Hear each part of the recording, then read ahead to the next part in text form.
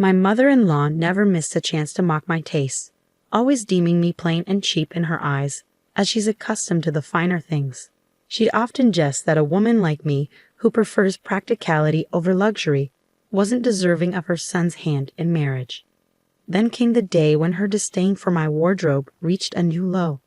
While wearing one of my modest dresses, she deliberately spilled wine on it, adding insult to injury.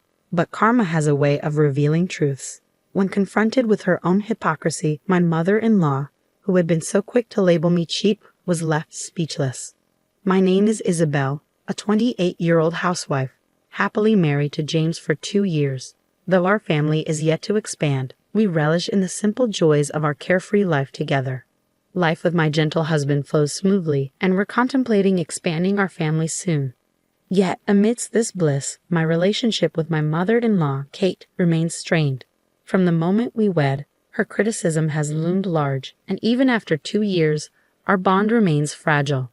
I've made efforts to bridge the gap, but her reluctance is palpable. When my son decided to marry, I pondered what sort of woman he'd choose. She's rather plain, isn't she? Not much charm to speak of. Maybe I left a sour impression on my mother-in-law from the outset. Those were her initial words to me. Perhaps she was subtly implying that I didn't meet her standards as her son's spouse. My parents lead ordinary lives, my father toiling in an office, my mother dedicated to nursing. But to my mother-in-law, my humble background seemed incongruous. "Your mother has to work as well. It sounds like you had it rough," she remarked, her eyes filled with pity upon learning about my family. My mother-in-law, a lifelong homemaker, chuckled, claiming she'd never encountered such struggles. She boasted of her privileged upbringing in a wealthy household. "Since childhood, I've been accustomed to finer possessions than those around me. I never settle for anything less than the best. That's how I raised my son," she declared. I found myself at a loss for words in her presence, so I often masked my discomfort with a forced smile. It's undeniable that my taste leans towards simplicity, a stark contrast to my mother-in-law's penchant for glamour. She's perpetually adorned in lavish designer attire, accessories, and makeup. You have no eye for quality, do you? It's always about the budget, isn't it? What made my son pick her? I made sure he knew better. Her boasts inevitably sag into belittling remarks aimed at me. Ever since my husband and I tied the knot, my interactions with my mother-in-law have remained consistently strained. Yet, even amidst her occasional barbs, I've learned to brush them off with ease. Thankfully, both my father-in-law and husband extend warmth and kindness towards me, alleviating any need for concern on my part. And amidst this familial dynamic, there's another figure who's always greeted me with open arms. That person is my grandmother-in-law, my husband's grandmother via his father's side. Despite being well into her 80s, she's remarkably spry and hale. My in-laws own 2 luxurious houses aboard a grand yacht, with each residence occupied by different generations. The sight of these splendid mansions left me in awe upon my first visit. We got a good deal on the land, and the carpenter didn't charge us much. My father-in-law explained casually. "It's not as grand as you think," chuckled my grandmother-in-law, downplaying the extravagance. While my mother-in-law often boasts about her home and accomplishments, it's clear that much of it is owed to the hard work and success of my grandparents-in-law. Despite this, my grandmother-in-law remains humble and approachable, showing warmth and kindness towards me. Despite my mother-in-law's occasional irritations, I found solace in my relationship with my grandmother-in-law. It's like having another granddaughter around. After all, there aren't any girls in our family, she remarked fondly, endearing herself to me. While I longed for harmony among us 3 women, reality didn't align with my hopes. Nevertheless, I cherished my bond with my grandmother-in-law. Though I didn't engage much with my mother-in-law, I found joy in spending time with my grandmother-in-law, whether it was sharing meals or enjoying tea outings together. One day, I received a call from my mother-in-law. "It's my birthday next month, and I've decided to host it at our place this year. I'd love for you to join the celebration with my son," she said, extending an invitation to her birthday bash. I readily accepted, promising to attend. "Let me fill you in. We're throwing a grand party this year to mark my 60th birthday. We'll have all our relatives and friends over," she continued. She then added, "I'd appreciate it if you dressed appropriately." While my son will be fine, I hope you won't stick to your usual attire. It would be rather embarrassing for me." With that, my mother-in-law emphasized the importance of dressing suitably and promptly ended the call. My mother-in-law's idea of dressing appropriately likely involved her favorite high-end designer labels. I felt perplexed as I didn't possess the wardrobe to match such standards. Upon discussing it with my husband, he reassured me, suggesting we opt for a slightly more formal attire. On the morning of my mother-in-law's birthday celebration, my husband and I headed to a department store to select a gift for her. My mother-in-law, with her penchant for luxury, would surely appreciate a lavish gift. Luckily, she wouldn't mind if I credited my husband for the choice, making our tasks simpler. After selecting the presents, we enjoyed a leisurely lunch before preparing to head to my in-laws. As we were about to leave, my grandmother-in-law called my phone. "Come over to my place now," she urged. I explained that I was currently out but would head home shortly to change before making my way to my mother-in-law's party. "Just come over as you are," my grandmother-in-law insisted over the phone, assuring me that there was no need to change my clothes and urging me to hurry.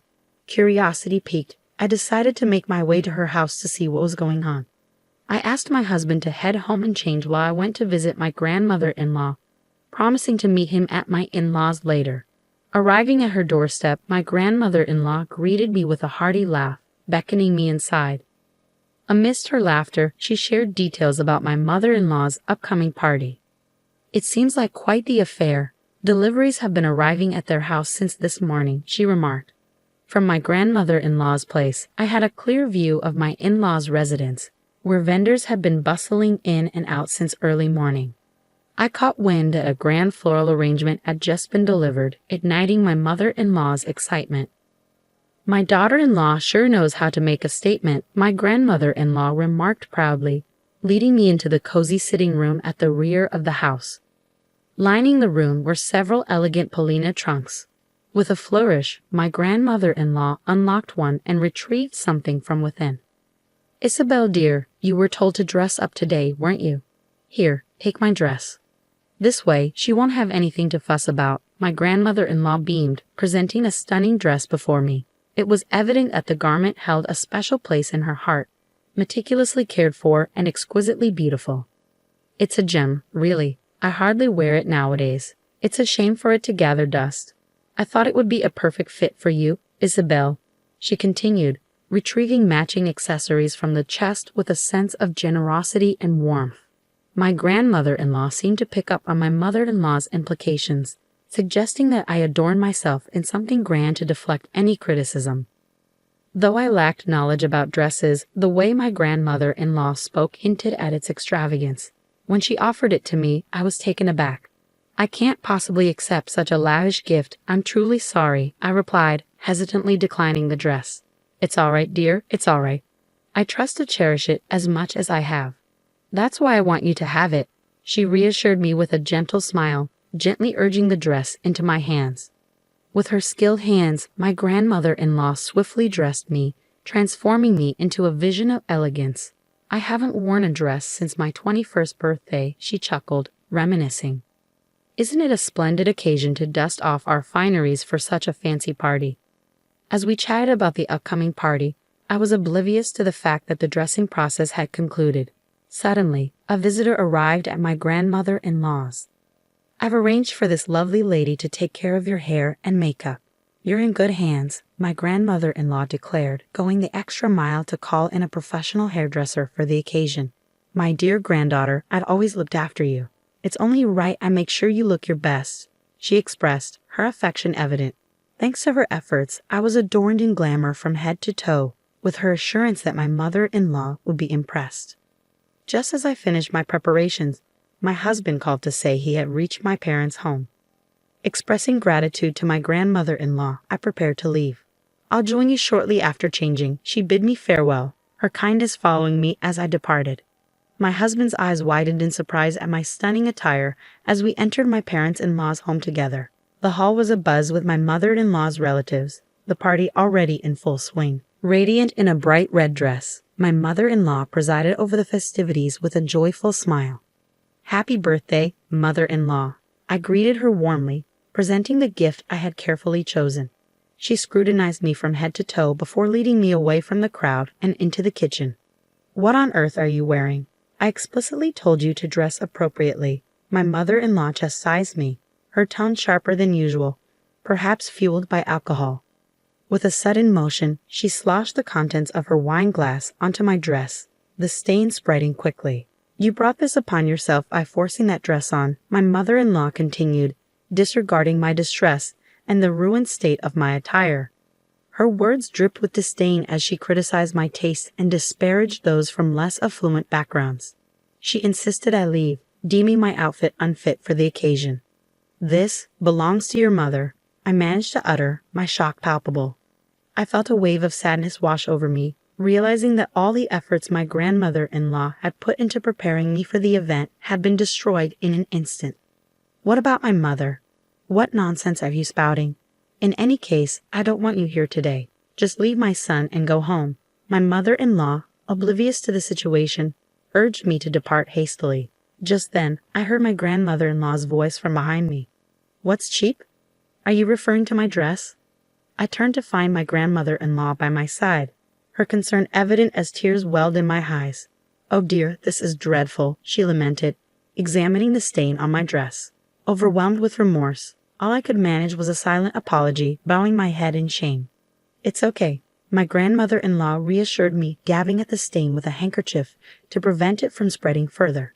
Meanwhile, my mother-in-law, now sobered and looking pale, observed the scene unfold. "If you attend to it like this, the stain won't worsen. I'll fetch some stain remover to tackle the rest," my grandmother-in-law explained, her gaze warm and comforting as she turned to my mother-in-law. "As for the cheap dress, which one are you referring to?"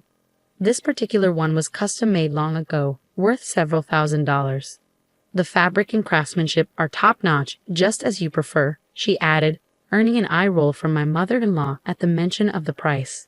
I, too, was taken aback by the revelation of its value, despite knowing it was of high quality. My grandmother-in-law's explanation of the dress's worth to my mother-in-law dripped with sarcasm. My mother-in-law, visibly more distressed than myself, struggled to find words in response. "I'm sorry, I didn't realize it was that valuable," she muttered, her attempt at an apology feeble. My grandmother-in-law's frustration towards my mother-in-law only grew. How can someone so oblivious to value dare to mock others? You who prance around with flashy labels and expensive items have no concept of true worth, do you? You're utterly disgraceful, embarrassing me. My grandmother-in-law's words, now sober and resolute, left my mother-in-law speechless, unable to offer a rebuttal, her gaze fixed downward. People with discernment understand. You who only possess inexpensive dresses fail to grasp. My grandmother-in-law's sarcasm towards my mother-in-law was palpable. She echoed the very criticisms my mother-in-law had once directed at me. It was clear my mother-in-law felt the sting of embarrassment as her face flushed crimson. Unable to offer a retort, my mother-in-law remained silent, her lips tightly pressed together.